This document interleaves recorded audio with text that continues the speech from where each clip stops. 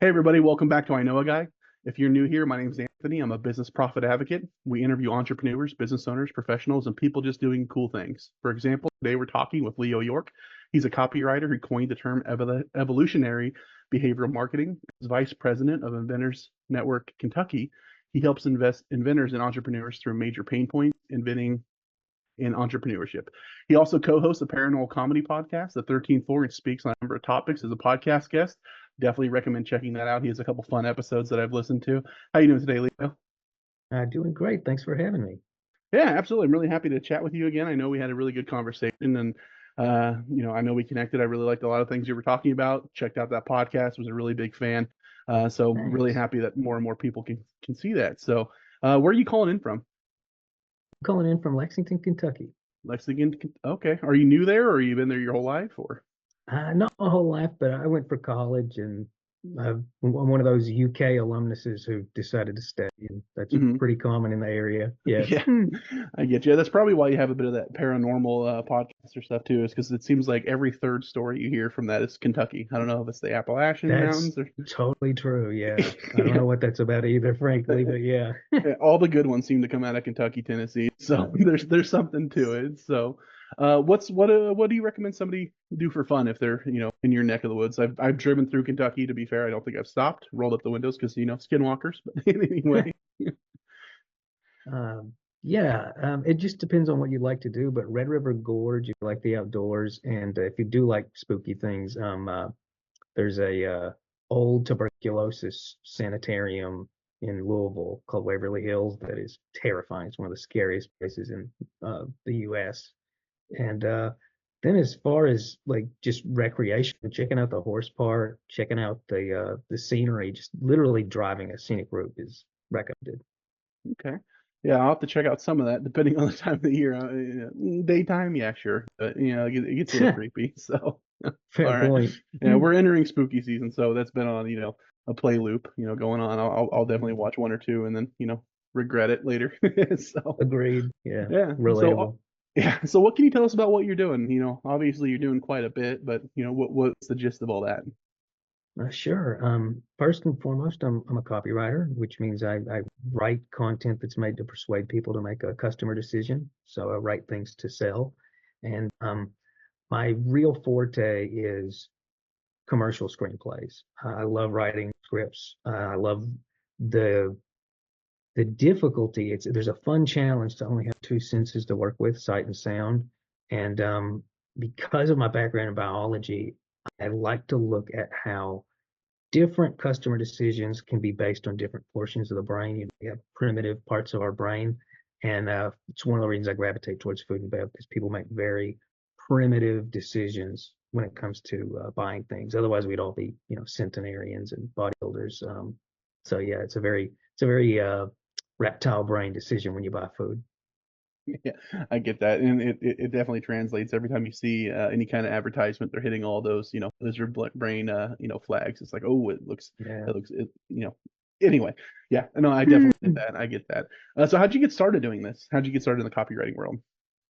Well, I always knew I wanted to write even when I was a kid. And when I went to college, I took a screenwriting course and I realized how much I enjoyed that medium.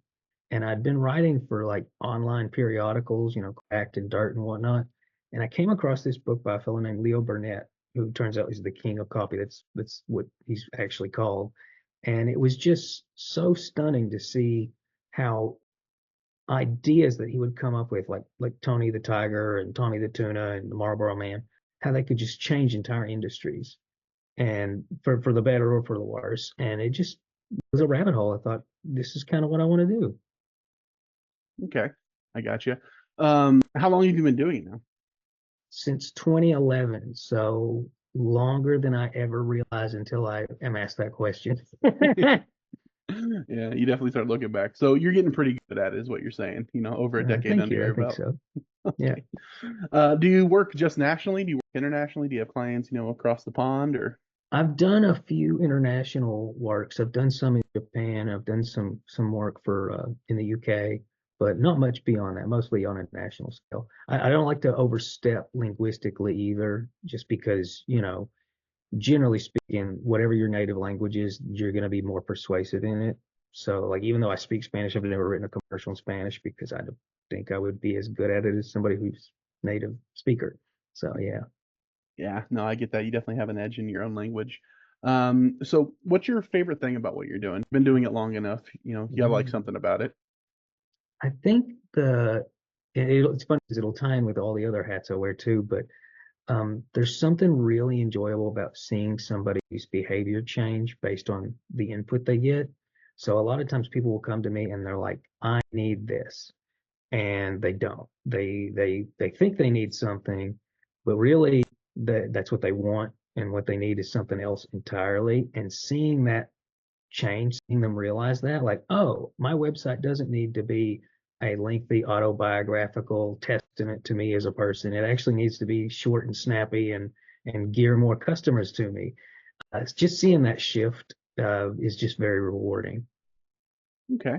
What would you do different if you were starting out today? You've had years and years of experience, but taking all that, condensing it down to 2024.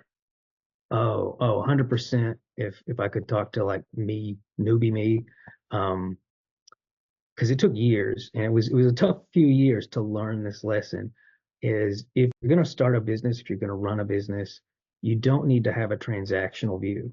I grew up as a customer, and so I had a transactional view because when you're a customer, that's your relationship to a business. Whereas now I have a more service-minded view of how I engage with my clients. It comes from a sincere place of wanting to help them, even if it's unrelated to landing them as a client or doing a specific task. And that's been a huge mindset change. If you are friendly and empathic and in service to other people, they want to help you out too, and they'll ultimately become customers, or they'll refer you to customers. Whereas if you approach it like, I've got a service and you should use the service, and here you can do the math for whether the service is right. It's just it doesn't work on a business front. It works great if you're shopping and you're a customer. It doesn't work great if you're the business. Okay. How does all this tie together? You said you wear a lot of hats. So, going from Uh, copywriter to Inventor Network in Kentucky to a paranormal comedy podcast. How does that all that mesh? I think all of it ties in with watching people walk away with a changed mindset. The reason I love what I do for the Inventors Network Kentucky is I love helping entrepreneurs realize what they actually need. It's one of the most fun examples of that is people will approach our nonprofit and they'll say things like, well, I don't have 20 grand for a patent, or I don't have 150 grand for manufacturing. How am I going to get investors to do these things? And then we'll have a talk with them and we find out, oh, you just need to file a $70 PPA and do some market testing. Oh, as far as manufacturing, you could 3D print some prototypes and maybe even license this, and so forth. And seeing that change, seeing them realize like, oh, this isn't Shark Tank. This is real life, and it's easier in some ways and harder in others.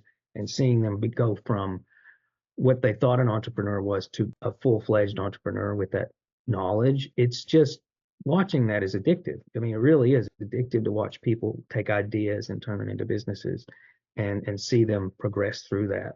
And same thing with the podcast. I love engaging with our listeners and getting messages from our listeners because there are so many things that are mysterious out there in the world that they are passionate about, but nobody talks about. And then when you do talk about it, and then they message you in sort of reaction to it, it's just really rewarding intrinsically. Yeah. No, it's definitely one of my guilty pleasures is those kinds of podcasts. They're really fun. They're really Nice. engaging. A lot of times, going in, you're not going to have any massive breakthroughs because it would have been national news, but it's just a fun ride no Mhm. matter what. Especially if like, Exactly. like you guys do when you put on yours, it's just fun. It's a fun listen. So awesome. Thank What's you. an average client look like for you? Depending on what hat you're wearing, Mm. who's like a good introduction? What does your avatar of that look like? Oh, sure. That's a good question. Yeah, it depends on which hat, but generally, like for the nonprofit, entrepreneurs, people with a shoestring budget, people who, they want to be advised and they're looking to um, understand thing from understand the process of entrepreneurship from a beginning level. Whereas as a copywriter, I usually go more for medium-sized to larger sized businesses working with videographers and CMOs and people of that sort. My ideal client, I love a variety of different industries, but my ideal client is somebody who does expressly want a commercial script for food and bev, just because that's such a fun industry to work in. Okay, I got you. What about power partners? People that refer back and forth with you well, people that Oh, you can help prop up each other's businesses. oh, certainly. Yeah, that's another good question. Really, videographers, marketers in general, including CMOs, and what I consider to be the yin to the yang of copywriting, graphic designers. Love working with them as well. I can't draw a circle to save my life or a stick figure or anything. So, yeah, those particular industries are always wonderful. And then for entrepreneurship, it's incredibly broad because there's just anybody with an idea that they think they could turn into something, even if it's in their wildest fantasies, I'd love to talk to, because there's a very real chance we could make it happen. Okay, awesome. Is there anything that I failed to ask that you wanted to mention? Anything that you were really excited about, or something coming up you wanted to mention? I mean, you covered so many of the bases that it's remarkable. Although I will say, we did relaunch the podcast. We'd had a hiatus because my co-hosts had well, they're on their third baby. So we've been on hiatus for a long time. We actually relaunched just about 4 or 5 days ago as of this recording. So I'm glad we're back, and I'm glad that we're making new content. That's awesome. I'm happy to hear that. What's the subject for this one? We talked about cryptids of the East, and then upcoming is going to be our Halloween special where we talk about ghosts and whatnot. What's a hint of the cryptid of the East? You talking like Jersey Devil or In this case, Eastern world, like Eastern Hemisphere. Oh, So oh, okay, I yeah, yeah, gotcha. no worries. Yeah, like we talk about hopping vampires in China, for example. I have no idea what that is, but it sounds terrifying. I'm, It's I'm it's gonna a have to listen to weird it. thing. Yeah. No, thanks. I like that. Awesome, awesome. Well, what's the best way for somebody to get a hold of you? Whether it's they want to, partner with you, they want your services, or maybe they want to listen to your podcast. I live on LinkedIn, LinkedIn / Leo York, or just look for the guy with a really big beard on LinkedIn. I think I'm the only Leo York with a big beard on LinkedIn. That's probably the best place to reach me. Okay, awesome. And I will say his beard on LinkedIn is significantly larger than the one that he's sporting now. When That I is first true. met him, I was like, "Are you Leo? You look different." Yeah. So he's not lying when he says it's a big beard, but perfect. But if anybody is thinking about reaching out, absolutely do. He's awesome to have a conversation with. He's exactly like you see here.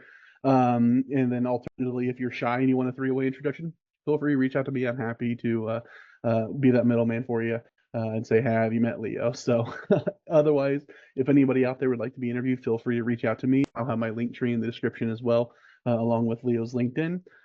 Feel free to schedule time. I'd be happy to hop on a call with you. But otherwise, Leo, I really appreciate you taking the time, hopping on today and going over everything we talked about. But other than that, let's all get out there and meet some people. All right.